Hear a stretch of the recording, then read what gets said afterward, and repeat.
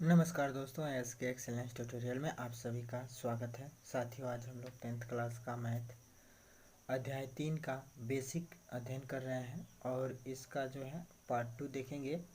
तो इसमें आज हम लोग उदाहरण सॉल्व करेंगे, जो भी उदाहरण है, और उसको समझेंगे और प्रयास करेंगे कि समीकरण को कैसे बनाना है, इसको समझना है आज। ठीक है, तो आज एग्जाम्पल नंबर 2 बताते हैं, क्योंकि कल एग्जाम्पल नंबर 1 ग्राफ बनाना तो बता ही दिए हैं। ठीक है, तो जो लोग इस वीडियो को देख रहे हैं, तो इससे पहले की जो वीडियो है बेसिक पार्ट 1, तो इसको देख लेंगे, क्योंकि जब तक आप लोग जो है शुरू से सब कुछ देखते नहीं चलेंगे तो फिर आगे समझ में आने में दिक्कत होने लगेगा। तो इसलिए आप लोग जो है इससे पहले का जो वीडियो है बेसिक पार्ट 1, तो उसको आप लोग ज़रूर देख लीजिएगा। ठीक है, तो उदाहरण नंबर 2 है कि निम्नलिखित समीकरण युग्म का हल नहीं है, सिद्ध कीजिए कि अद्वितीय हल है अथवा अनेक हल है अथवा अपरिमित रूप से कोई हल नहीं है। ठीक है ना, मैंने यहाँ दिया है कि अद्वितीय हल है अथवा अपरिमित रूप से अनेक हल है या कोई हल नहीं है, इसको जो है हम लोग को बताना है। और इसके लिए हमने जो है 3 कंडीशन बता चुके हैं। ठीक है, 3 कंडीशन देखिए, यहाँ पे 3 कंडीशन दिया गया था कि यहाँ पे जो 3 कंडीशन ये दिया गया था कि अपरिमित रूप से, देखिए जब a1/a2 बराबर नहीं होता है b1/b2 के, तो क्या होता है, तो इसका जो है एक अद्वितीय हल होता है, माने एक हल होता है। ठीक है, एक अद्वितीय हल का मतलब एक और एक ही हल होता है, अद्वितीय का मतलब दूसरा हल नहीं होता है। जब रेखाएं समपाती होती है, इस स्थिति में समीकरण यानी कि जब a1/a2 बराबर b1/b2 बराबर c1/c2 आता है, तब क्या होता है, अपरिमित रूप से अनेक हल होते हैं। ठीक है, और जब रेखाएं जो है समांतर हों, तब क्या होता है, a1/a2 होता है, b1/b2 होता है और बराबर नहीं होता है c1/c2 के, तो इसका कोई हल नहीं होता है और इसको असंगत समीकरण युग्म भी कहा जाता है। ठीक है, तो इसी 3 कंडीशन पे जो है ये आधारित है सवाल। ठीक है, अब हम लोग देखते हैं। अब देखिए समीकरण दिया हुआ है, समीकरण क्या दिया है, 5x माइनस 8y प्लस में 1 बराबर 0 कर लेंगे। ठीक है, एक समीकरण हो गया। और दूसरा समीकरण दिया है 3x माइनस 24/5y प्लस में 3/5 बराबर 0। ठीक है, अब इसमें हम लोग को बताना है कि बताइए कि ये परिमित रूप से अनेक हल हैं कि कोई हल नहीं है कि क्या है। ठीक है, तो देखिए अब हम लोग को इसमें से a1/a2 और b1/b2 करना है। तो a1/a2 कैसे होगा, माने a1 कहाँ से आएगा, तो a1 को यहाँ से लेंगे, a1 x इसको कहेंगे, माने मानक समीकरण अपना यही मानक समीकरण से तुलना करेंगे। तो पहला मानक समीकरण लिखते हैं a1 x धन b1 y धन में c बराबर 0। एक समीकरण क्या होगा, a2 x धन में b2 y धन में c2 हो जाएगा, ये c1 हो जाएगा बराबर 0। ठीक है, अब इससे तुलना करते हैं तो a1 के जगह पे क्या दिख रहा है, a1 के जगह पे है a1 बराबर 5 लिख सकते हैं और b1 बराबर क्या लिखेंगे, -8, तो b1 बराबर लिख सकते हैं माइनस में 8 और c1 बराबर लिख सकते हैं क्या, c1 बराबर लिख सकते हैं 1। ठीक है, अब देखिए अब b1 और b2 का मान निकालते हैं, a2 का, तो a2 का मान जो है क्या होगा 3, माना a2 का इससे तुलना करते हैं तो a2 बराबर जो है क्या आ रहा है 3। b2 बराबर क्या आएगा, तो b2 बराबर आएगा 24/5। ठीक है, और c2 बराबर आएगा 3/5। ठीक है, ये आएगा। अब जो है हम लोग जो है क्या करेंगे, a1/a2 करेंगे, तो a1/a2 बराबर क्या लिख सकते हैं हम लोग 5/3। b1/b2 बराबर क्या लिख सकते हैं हम लोग, माइनस में 8 b1 का मान है और V2 का मान क्या है, तो 24/5 है, तो यहाँ पे लिखेंगे 24/5, ठीक है। और C1/C2 क्या होगा, तो C1/C2, और C1/C2 बराबर क्या लिख सकते हैं, तो C1 का मान 1 है और C2 का मान 3/5 है ना। है? अब देखिए A1/A2 बराबर 5/3, तो अब हम लिखते हैं A1/A2 बराबर 5/3, मैंने एक स्टेप और बढ़ाते हैं, तो 5/3। अब B1/B2 बराबर क्या लिख सकते हैं, मैंने एक कॉमन दे दीजिए। अब B1/B2 बराबर क्या लिख सकते हैं, तो B1/B2 बराबर लिख सकते हैं हम लोग। अब देखिए -8 है, और देखिए ये भागा में है, और जब इसको गुणा मतलब 24/5 है, और जब इसको हम लोग गुणा के रूप में लिखेंगे ना, यहाँ से ऐसे गुणा के रूप में, तो ये 5/24 हो जाएगा, तो 5/24 लिख देंगे, ठीक है, मतलब पलट जाता है। C1/C2 बराबर क्या आएगा, तो C1/C2 बराबर क्या हो जाएगा, तो एक है ही है, और फिर इसको गुणा के रूप में चेंज करेंगे तो ये हो जाएगा 5/3, ठीक है। तो अब हम लोग इसको क्या लिख सकते हैं, अब हम लोग इसको लिख सकते हैं, अब देखिए इसको थोड़ा सा सॉल्व कर लीजिए, तो 8 3 24, 5/3 माइनस में ये हो गया 5 × 1 तो 5/3, तो 5/3 होगा, ठीक है, तो 5/3 ही होगा। अब सॉरी यहाँ पे देखिए थोड़ा सा माइनस में 24/5 है ना, तो यहाँ पे हम लोगों को माइनस में ही लेना पड़ेगा, ठीक है, तभी मैं यहाँ बराबर नहीं हो रहा था, तो अब ये जो है माइनस में ही आ जाएगा, मैंने ये माइनस में लिख देंगे। देखिए ना यहाँ पे मिस्टेक हुआ है, माइनस में 24/5 है ना, तो यहाँ B2 का मान माइनस में 24/5 लेना था, तो हम लोग प्लस में ले लिए थे, ठीक है, ये माइनस में रहेगा, तो फिर माइनस रहेगा तभी ना कटेगा, ठीक है, तो माइनस माइनस प्लस हो जाएगा, और 5/3 हो जाएगा, और 5/3 मैंने उदाहरण में देखिए ऐसे ही आया है, ठीक है, तो ये हो गया 5/3, और माइनस में 8 माइनस में 24/5, और फिर C1/C2 बराबर हो गया 1/3/5, तो ये हो जाएगा 5/3, यानी कि सब मिला के A1/A2, अब A1/B2 और C1/C2 बराबर क्या आ रहा है, तो सब बराबर आ रहा है। देखने से क्या पता चल रहा है, देखिए ना A1/A2 बराबर है किसके, B1/B2 के, क्योंकि देखिए 5/3 आया है, माइनस माइनस प्लस हो जाएगा, तो B1/B2 भी जो है क्या है उतना ही है, तो यहाँ लिख सकते हैं B1/B2 बराबर है, और C1/C2 तो यहाँ भी आ रहा है 5/3, तो C1/C2 बराबर है 5/3, मैंने सब 5/3 आ गया ना, तो इसको हम लोग कह सकते हैं ना कि ये बराबर है इसके, ये बराबर है इसके, हैं।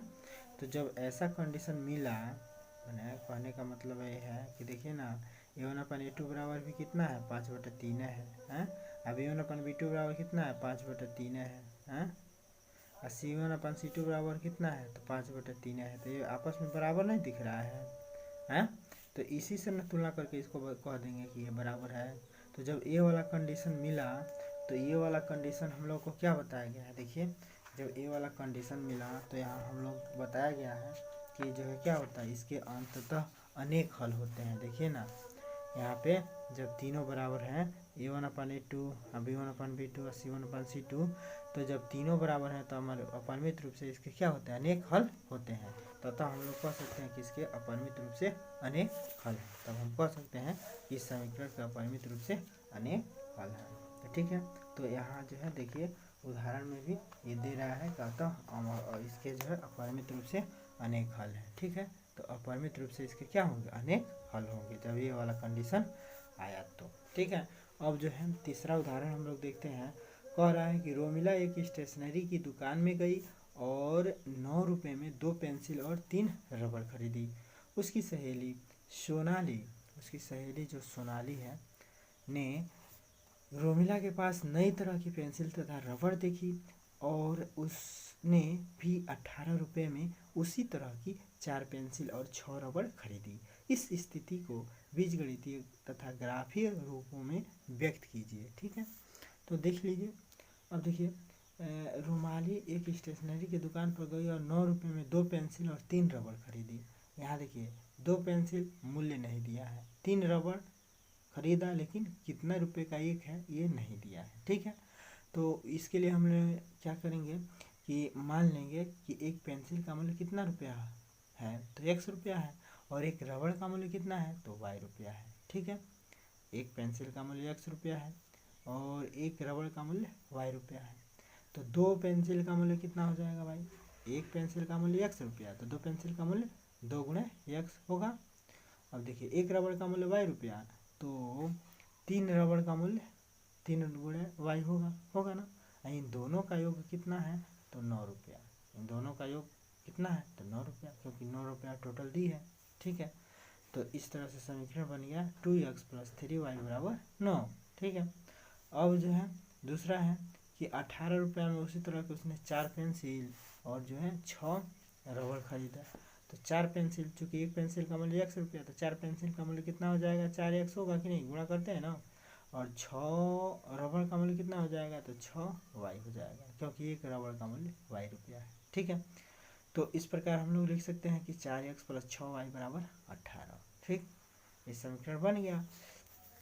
अब ये जब समीकरण बन गया कितना कि 2x, मतलब समझ में आ रहा है ना, जैसे कि इसने जो है 9 रुपया दी है और 9 रुपये में इसने 2 पेंसिल खरीदी है। ठीक है, 2 पेंसिल खरीदी है और जो है 3 रबड़ खरीदी है, 3 रबड़ खरीदी है।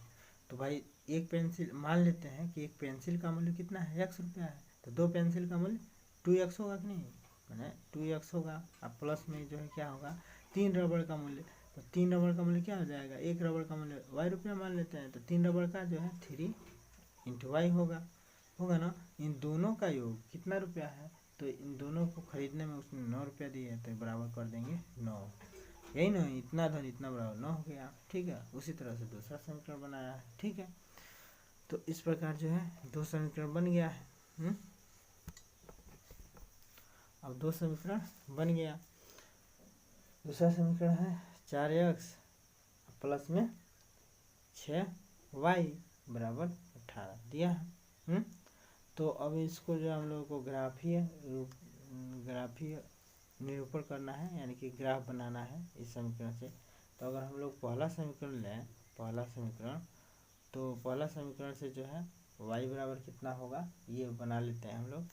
तो देखिए पहला समीकरण है 2x प्लस में 3y बराबर 9।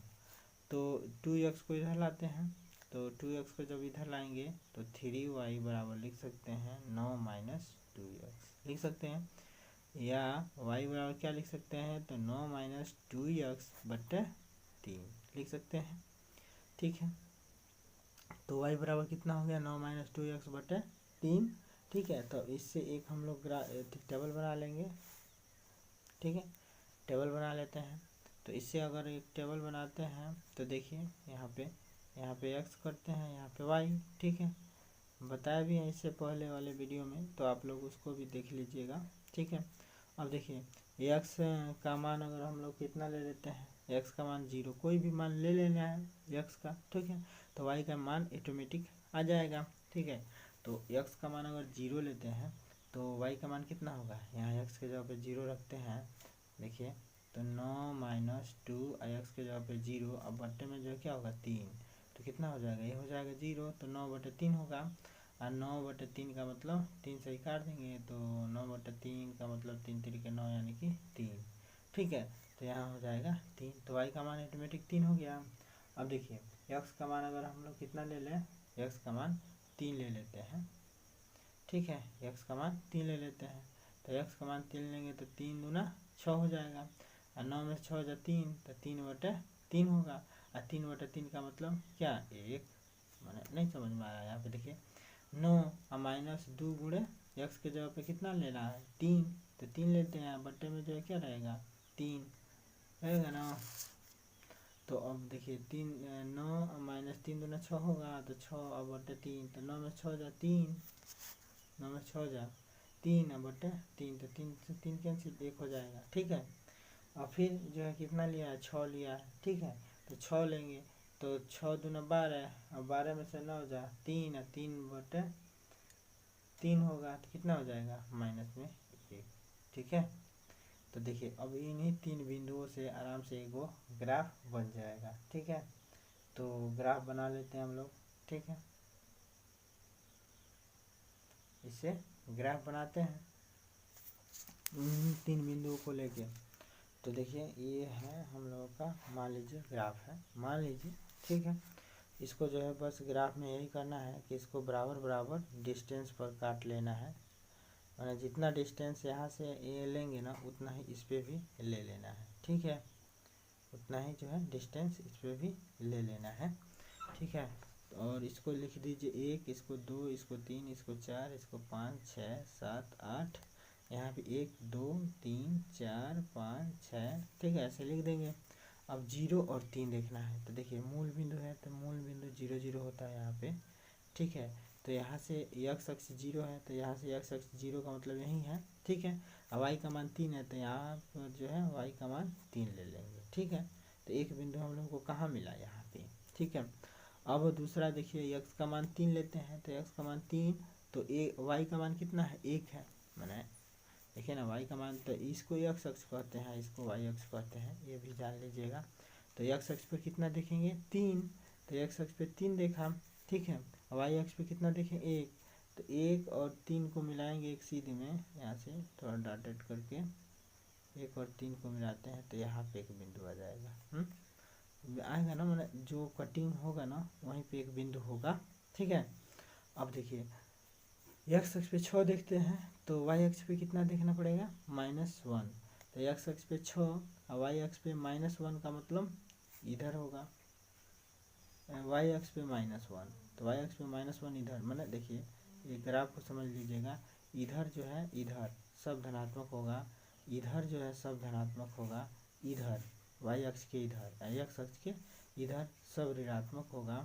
माने यहाँ अगर हम लोग बनाते हैं तो ये जो है सब ऋण में लिखेंगे कि ऋणात्मक होगा, तो ऋण में हम लोग लिखेंगे -1, -2, -3, मैंने इसको -4, इसको -5 ऐसे लिखेंगे। ठीक है, और इधर देखिए y अक्ष पे इधर निगेटिव होते हैं सब, तो यहाँ पे जो है सब ऋणात्मक होगा, इसको जान लीजिएगा। ठीक है, तो यहाँ देखिए माइनस में 1 होगा, माइनस में 2 होगा, माइनस में 3 होगा, माइनस में ये 4 होगा, माइनस में 5 होगा, माइनस में 6 होगा, माइनस में 7 होगा। ठीक है, तो ऐसे होगा। तो देखिए जब x अक्ष पे 6 है तो y अक्ष पे कितना है, -1। x अक्ष पे यहाँ पे 6 है ना, तो y अक्ष पे कितना है, -1। ठीक है, तो -1 देखेंगे तो y अक्ष पे -1 क्या होगा, ये इसी में से होगा, तो -1 यहाँ पे होगा। ठीक है, आप प्लस में 6, तो 6 अगर 1 को मिलाते हैं -1 को, -1 और 6 को मिलाते हैं तो लगभग जो है कहाँ पे कटेगा, यहाँ पे कटेगा। ठीक है, यहाँ पे कट रहा है। ठीक है, अब इन तीनों बिंदुओं को अगर हम लोग मिलाते हैं, इन तीनों बिंदुओं को, तो एक सीधी रेखा प्राप्त हो जाएगा। ठीक है, लगभग में देखिए एकदम सीधी रेखा प्राप्त हो जाएगा।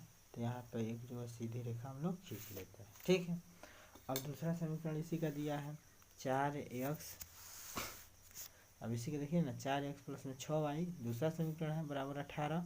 ठीक है, इसको जो और छोटा कर सकते हैं हम लोग, चाहें तो और छोटा कर लीजिए, इसको 2 से भाग दे दीजिए पूरा समीकरण में, तो 2 दूना 4 यानी कि 2x हो जाएगा, प्लस में 2 3 6 यानी कि 3y हो जाएगा, बराबर क्या हो जाएगा, 9। वही तो हो रहा है समीकरण,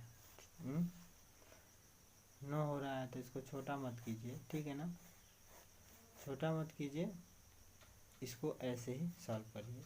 ठीक है, आपकी बुक में भी ऐसे ही सॉल्व किया है। ठीक है, मैंने इसको छोटा भी कर सकते थे, तो छोटा करने पे क्या आ रहा है, सेम वैसे ही आ रहा है, यानी कि यही जो है चीज़ें तो प्राप्त होंगी इससे भी। ठीक है, तो ये देखिए अब मान लीजिए यही बिंदु और इसको छोटा करके सॉल्व करते हैं, तो 2x अधर में 3y और प्लस में 9 बराबर 9 आ रहा है ना, यहाँ पे पहले ही जैसा समीकरण तो आ रहा है, तो पहले जैसे जो है समीकरण आ रहा है। ठीक है, तो इसको सेम टू सेम करें इस तरीके से, मैंने इस तरीके से छोटा करके, तो यही बिंदु प्राप्त होंगे। ठीक है, अब अगर छोटा नहीं करते हैं तो इसको ऐसे ही करते हैं, तो 4x प्लस में 6y बराबर 18, तो इसको समीकरण के रूप में, मैंने y के रूप में इसको चेंज कर लीजिए, तो 4x और प्लस में 6y बराबर कितना हो गया 18। तो अब इसको जो है अगर हम लोग y बराबर लिखते हैं तो क्या हो जाएगा 6y बराबर हो जाएगा 18 माइनस 4x। तो y बराबर कितना हो जाएगा 18 माइनस 4x और बटे में जो कितना हो जाएगा 6 हो गया। तो अब देखिए अब इससे जो हम लोग क्या बनाते हैं टेबल बना लेते हैं। तो दूसरा टेबल तैयार करेंगे अब। तो दूसरा टेबल हम लोग का जो है क्या बनेगा देख लीजिए 3 बिंदु जरूरी होता है। तो x इस पे लेंगे y, ठीक है। तो अब देखिए अगर इसमें हम लोग जो है x का मान बदलते हैं 18 माइनस 4 x बटे 6, तो x का मान अगर हम लोग लेते हैं कितना 0, तो y का मान कितना आएगा x का मान अगर 0 लेते हैं तो y का मान कितना आएगा भाई ये हो जाएगा 0, तो 18 बटे 6 हो जाएगा 6 3 18, तो 3 हो जाएगा। तो यहाँ भी 3 आ रहा है, ठीक है। अब देखिए यहाँ जो है हम लोग अगर जो है x का मान कितना लेते हैं मान लीजिए इसमें 3 लिया गया है तो यहाँ भी 3 लेते हैं तो जो है कितना आ जाएगा अगर यहाँ 3 लेते हैं तो यहाँ 1 आ जाएगा, ठीक है। अब देखिए अगर हम लोग जो है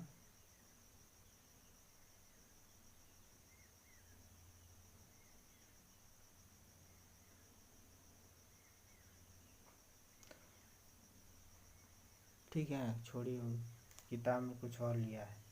किताब में देखिए किताब में जो क्या किया है दशमलव में लिया है 1.5 लिया है, ठीक है ना 1.5 लिया है तो यहाँ आ रहा है 2, यहाँ 4.5 लिया है तो यहाँ आ रहा है 0, यहाँ 9.9 लिया है तो माइनस में 3 आ रहा है। मैंने वो यही देखिए यही समीकरण बनाया है और इसी समीकरण को सॉल्व किया है। तो इसने जो है क्या किया थोड़ा अलग तरीके से किया है ताकि ये बिंदु अलग अलग आए और ये बिंदु अलग अलग प्राप्त होने के बावजूद भी इसी रेखा पे प्राप्त होंगे। कहने का मतलब ये है देखिए इसी रेखा पे जो है ये भी बिंदु और सेम इतना ही दूरी पर जो है प्राप्त हो रहे हैं। मैंने ये रेखा है ना एक रेखा तो ये बना है और इसी रेखा पे ये देखिए 1.5 और 2 इसी रेखा पे आया, ठीक है। मैंने यहाँ देखिए ना इस समीकरण में x का मान 1.5 तो x का मान 1.5 का मतलब देखिए x पे 1.5 चलने का मतलब यहाँ पे चलेंगे y पे कितना चलेंगे 2, तो y पे देखिए 2, तो इसको और इसको मिलाएंगे तो लगभग यहीं काटेगा ना, तो ये बिंदु इस पे आया। और इसके बाद से देखिए 4.5 है 4.5, तो 4.5 इस पे अगर हम चलते हैं तो एक यहाँ पे आएगा, ठीक है। और ये हो जाता है y का मान 0, तो y का मान 0 है तो इसी पे रहेगा, ठीक है। y का मान 0 है और x का मान जो है 4.5 है 4.5 है x का मान, तो यहाँ पे आएगा देखिए ना बीचों बीच में आएगा ना इसके और इसके बीच में, तो 4.5 हो गया तो इसी बिंदु पे आ गया, ठीक है। तो उसके बाद सब देखिए 9 और 3, तो x अक्ष पे 9 देखना है, ठीक है x अक्ष पे 9 देखेंगे, ठीक है। अब y अक्ष पे -3, तो y अक्ष पे -3 ये है, ठीक है। तो लगभग इसको हम लोग मिलाएंगे इसको मिलाते हैं तो देखिए यहीं पे काट रहा है ना, तो यहाँ पे एक बिंदु प्राप्त हो गया। एक बिंदु कहाँ पे प्राप्त हो गया यहाँ पे, एक बिंदु कहाँ प्राप्त हो गया यहाँ पे, तीनों बिंदु इसी रेखा पे आ गए, ठीक है। तो जब तीनों बिंदु इसी रेखा पे आ गए तो इस पे एक अगर रेखा खींचते हैं तो ये भी रेखा इसी रेखा पे पड़ा, ठीक है। तो एक रेखा एक दूसरे के ऊपर है इसका मतलब इसके अनेक हल होंगे, यह बताया भी गया है। और इसको कहेंगे कि जब रेखाएं समपाती हो, तो जब रेखाएं समपाती हैं तो इसके क्या होते हैं अनेक हल होते हैं। तो ग्राफ द्वारा भी ये हो गया अनेक हल होंगे, ठीक है ना। तो इसी तरह से अब देखिए सेम बिंदु प्राप्त हो रहे हैं, तो सेम बिंदु अगर हम जैसे कर रहे हैं इसको तो सेम बिंदु इसके भी प्राप्त हो रहे हैं। यहाँ 6 लेंगे तो -1 ही इसका भी आ जाएगा, ठीक है। और देखिए यही सेम बिंदु है तो फिर जो है वही बिंदु यहाँ पे प्राप्त होंगे, यानी कि यह रेखा फिर इसी रेखा पे आ जाएगा। तो इससे पता चलता है कि इसके अनेक हल हैं, इसके अनेक हल हैं, ठीक है। इससे पता क्या चल रहा है कि इसके अनेक हल हैं, ठीक है। तो एक जो है तीसरा सवाल हो गया, ठीक है। तो तीसरा सवाल समीकरण बनाना आ रहा है कि नहीं आ रहा है, ठीक है। कैसे समीकरण बना मेन रूप से यही समझना है, ठीक है। अब देखिए चौथा सवाल इसका है उदाहरण। चौथा उदाहरण क्या है, चौथा उदाहरण है कि चंपा एक जो है सेल में कुछ पैंट और स्कर्ट खरीदने गई। जब उसकी सहेली ने पूछा कि प्रत्येक के कितने नग खरीदें, माने कितने खरीदने हैं, तो उसने उत्तर दिया कि स्कर्ट की संख्या खरीदी गई पैंटों की संख्या की दोगुनी से 2 कम है। ठीक है ना, वह जो है कह रही है कि स्कर्ट की संख्या खरीदी गई पैंटों की संख्या की दोगुनी से 2 कम है। स्कर्ट की संख्या खरीदी गई पैंटों की संख्या की 4 गुनी से भी 4 कम है। सहेलियों की यह जानने के लिए सहायता कीजिए कि चंपा ने कितनी पैंट और स्कर्ट खरीदी। ठीक है, तो मान लेना है इसमें, माना कि जो पैंटों की संख्या कितनी है, x है, तथा स्कर्टों की संख्या कितनी है, y है। तो प्रश्नानुसार क्या है, तो देखिए यहाँ जो है पैंटों की संख्या माना गया है x, ठीक है, और स्कर्टों की संख्या कितनी मानी गई है, y। स्कर्ट कितना माना गया है कि स्कर्ट कितना है, तो y है। माना कि पैंट, स्कर्टों की संख्या खरीदी गई पैंटों की संख्या की दोगुनी है, तो माना गया है कि जो पैंटों की संख्या कितनी है, पैंटों की संख्या मान लीजिए कितना है, x है। ठीक है, तथा स्कर्टों की संख्या मान लीजिए y है। स्कर्टों की संख्या कितनी है, y है।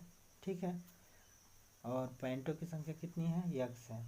ठीक है, अब जो हम लोग समीकरण जब बनाएंगे तो ये देखिए कह रहा है कि स्कर्ट की संख्या खरीदी गई पैंटों की संख्या की दोगुनी से 2 कम है।